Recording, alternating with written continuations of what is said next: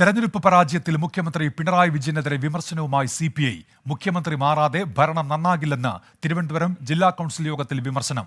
മുഖ്യമന്ത്രിയുടെ മകൾക്കെതിരായ ആരോപണങ്ങളും തിരിച്ചടിയായി. ന്യൂനപക്ഷ പ്രീണനം പരിധിവിട്ടെന്നും അംഗങ്ങൾ കുറ്റപ്പെടുത്തി. സിപിഐ വിമർശനങ്ങൾക്കിടെ സിപിഐഎം നേതൃയോഗങ്ങൾക്ക് ഇന്ന് തുടക്കമാകും. ഭരണവിരുദ്ധ വികാരമുണ്ടായെന്ന സിപിഐ വിമർശനവും ചർച്ചയാകും. കെ രാധാകൃഷ്ണന് പകരം മന്ത്രി വേണമോ എന്നതിലും തീരുമാനമുണ്ടാകും. ഷഫീദ് റാവുത്തർ ചേരുന്നുണ്ട് ഇപ്പോൾ തിരുവനന്തപുരത്ത് നിന്ന്. ഷഫീദ്, ഈ സിപിഐ നേതൃയോഗത്തിലെ വിമർശനങ്ങൾ എന്തൊക്കെയാണ്? ആദ്യം അതിലേക്ക്.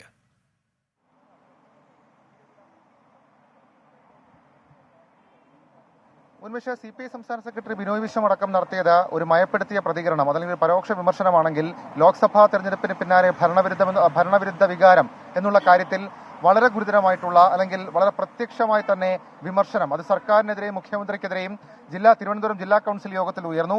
മുഖ്യമന്ത്രിയുടെ ധാർഷ്ട്യമാണ് പരാജയ കാരണം എന്നുള്ള കുറ്റപ്പെടുത്തൽ സിപിഐ ജില്ലാ കൌൺസിലിൽ ഉണ്ടായി. മുഖ്യമന്ത്രി മാറാതെ ഭരണം നന്നാകില്ല, മാത്രവുമല്ല മുഖ്യമന്ത്രിയുടെ മകളുടെ പേരിലുള്ള അഴിമതി ആരോപണവും തിരിച്ചടിയായി എന്നുള്ള വളരെ ഗൗരവമുള്ള വിമർശനം ഇതുമായി ബന്ധപ്പെട്ട് തിരുവനന്തപുരം സിപിഐ ജില്ലാ കൌൺസിലിൽ ഉയർന്നു. മന്ത്രിമാർക്കെതിരെയും വിമർശനമുണ്ട്. തെരഞ്ഞെടുപ്പിൽ തിരിച്ചടിയായത് ഭരണവിരുദ്ധ വികാരമാണ്, മന്ത്രിമാരുടെ പ്രകടനം മോശമെന്നും ജില്ലാ കൌൺസിലിൽ വിമർശനം ഉയർന്നു. ന്യൂനപക്ഷ പ്രീണനം പരിധി വിട്ടു, പൗരത്വ യോഗങ്ങൾ മതയോഗങ്ങളായി മാറി, യോഗങ്ങളിൽ മേധാവികൾക്ക് അമിത പ്രാധാന്യം കൊടുത്തു, രാഷ്ട്രീയ ക്യാമ്പയിന് പകരം മതസംഘടനകളുടെ യോഗമായി മാറിയെന്നും വിമർശനം ഉണ്ടായി. ഈഴവ പിന്നോക്ക വിഭാഗങ്ങൾ ഇടതുപക്ഷത്തെ കൈവിട്ടുവെന്ന കുറ്റപ്പെടുത്തലും ജില്ലാ കൌൺസിലിൽ ഉയർന്നു. മറ്റൊന്ന് നവകേരള സദസ്സുമായി ബന്ധപ്പെട്ട വിമർശനമാണ്. നവകേരള സദസ്സ് ദൂർത്തായി മാറിയെന്ന വിമർശനം ജില്ലാ കൌൺസിൽ ഉയർന്നു. നടന്നത് വലിയ പണപ്പിരിവാണ്, ഉദ്യോഗസ്ഥരെ ഉപയോഗിച്ച് പണം പിരിച്ചു. മാത്രമല്ല ഈ രാജ്യസഭാ സ്ഥാനാർത്ഥിത്തിനെതിരെയും തിരുവനന്തപുരം ജില്ലാ കൌൺസിൽ വിമർശനം ഉയർന്നു. നേരത്തെ നമുക്കറിയാം, മുല്ലക്കര രത്നാകരൻ അടക്കമുള്ള ആളുകൾ മറ്റൊരു പേര് നിർദ്ദേശിക്കുമ്പോൾ സിപിഐ സംസ്ഥാന സെക്രട്ടറി ബിനോയ് വിശ്വമായിരുന്നു പി സുനീർ എന്നുള്ള പേരിലേക്ക് വന്നത്. അതിലും ജില്ലാ കൌൺസിൽ വിമർശനം ഉയർന്നു. പി സുനീറിനെ സ്ഥാനാർത്ഥിയാക്കിയതിനെ അംഗങ്ങൾ വിമർശിച്ചു. ന്യൂനപക്ഷം എന്ന പരിഗണനയിലാണ് സ്ഥാനാർത്ഥിയെ തീരുമാനിച്ചത്. സിപിഐയുടെ രീതിയല്ല.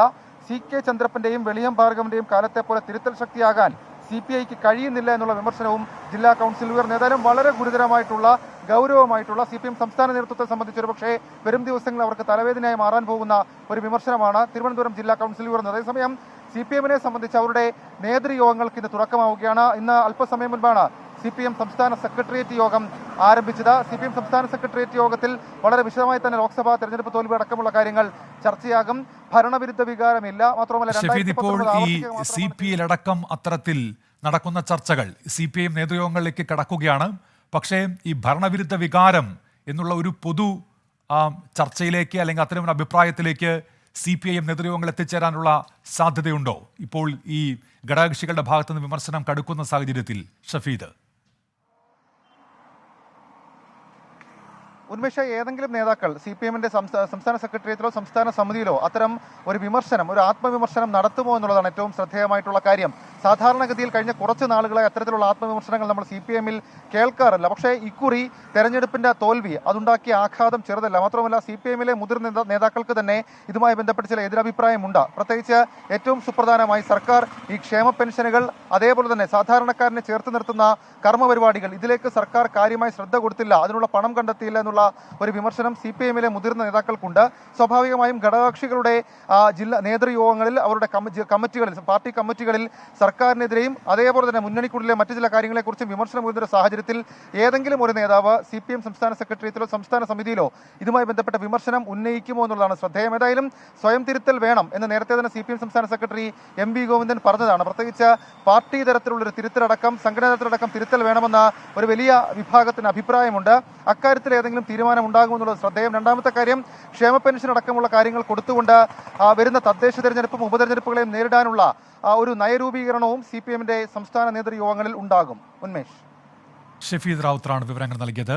CPIM നേതൃയോഗങ്ങൾക്ക് തുടക്കമാവുകയാണ്.